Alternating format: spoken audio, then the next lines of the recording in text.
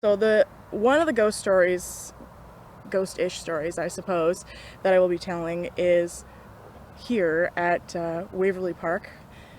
Particularly, it has to do with the Central School, which is behind us right now Magnus Theater. But it occurred just after the new school had been built, right? So this school dates to 1884. There was a school here before that, a wooden one, that was from the 1870s. And so just after that school opened, there is a story about a young girl at recess. And so usually at recess, all of the students, are playing and having a good time.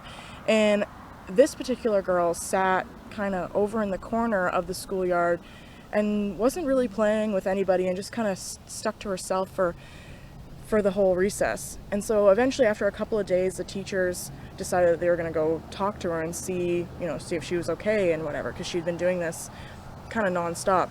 And so when they went over there, they were like, "Hey, what's going on?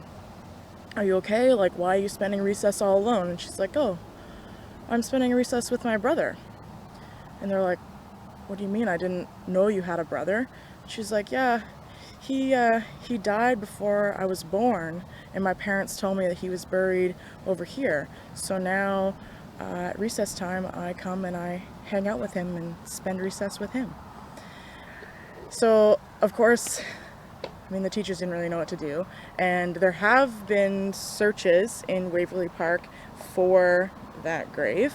Nothing has been found yet, but you never know. What areas will you be taking people on? So this tour, we start here in Waverly Park, and then we're going to walk down Algoma Street, down Camelot, which used to be Cameron Street, and kind of over towards River. We're probably going to go about as far as River, maybe a little bit further, and then we're going to come back, kind of mosey our way through some side streets and down a couple of paths and that sort of stuff. And we're going to end basically by the Multicultural Center, which used to be the firehouse, just kind of on Cook Street there. What are some of the historical spots that you talk about? So of course, just in this park, I'm going to talk about KCI and the park itself, which is the second oldest municipal park in Ontario, as well as the Central School, St. Joe's Hospital, of course, the courthouse and previous jail that was there, the Whalen Building. There's so many. The Prince Arthur Hotel, Laurinhurst, this is my favorite building in the whole city, etc. There's tons of them.